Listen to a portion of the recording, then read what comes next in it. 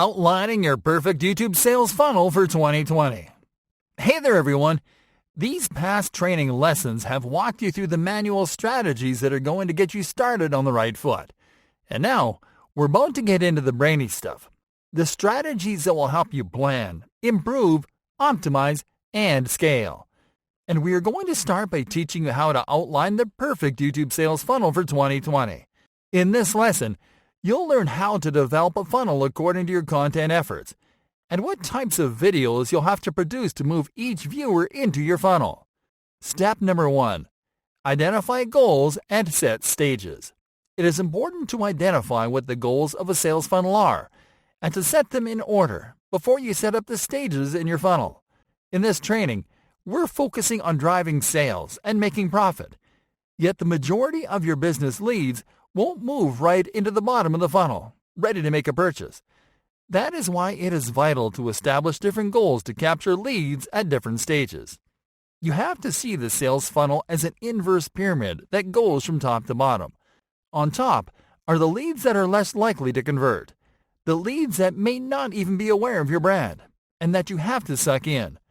In the middle are the leads that are aware of your brand and are interested in your offer. And in the bottom are the leads that are ready to get their hands on your product. Let's establish goals for each stage in the funnel.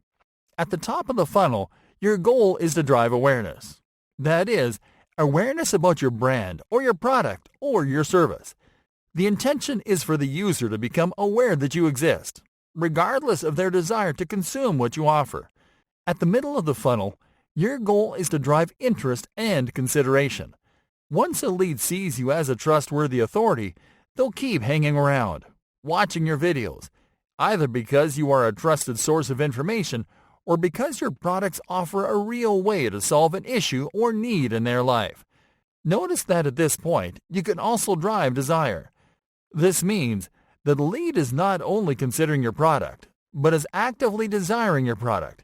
Yet there is an objection stopping the lead from taking action, such as price, or maybe they need to learn more about the product before making a purchase. Finally, at the bottom of the funnel, the goal is to drive action. This is when a lead is ready to convert by signing up for a trial or making a purchase.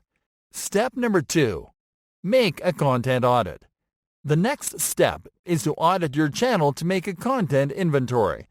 What you'll do at this point is to check the content that you have in your channel and to take notes about the different types of videos that you have produced.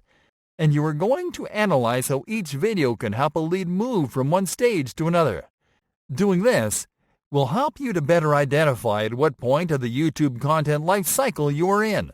For example, you might find that you have more videos that are simply optimized to help people find your videos on YouTube, but that don't push your brand or products too much. Or you may find that you have lots of videos that are centered on your products and that are designed to put viewers in the mood for purchasing. By taking inventory of the different videos you have, you can fine-tune your content strategy to match the goals you need to achieve at each stage of the funnel. In other words, you can find out how many videos you have to create to have an equal number of videos for each stage. This is especially helpful if you're just getting started. Step number 3. Plan your content mix for each stage of the funnel. By this point, you know the mindset that will push viewers into each stage in a YouTube sales funnel, and you have a clearer idea of the type of content that you need to produce to balance things out. But to properly balance your content mix, you have to apply a content split for each stage in the funnel, and we found out this to be the perfect content split for your mix. 40% of content for the top of the funnel. This means that 40% of your content has to be intended to reach leads. In other words, search-friendly videos that are not necessarily about your brand, but about entertaining things that your audience likes. 40% of content for the middle of the funnel.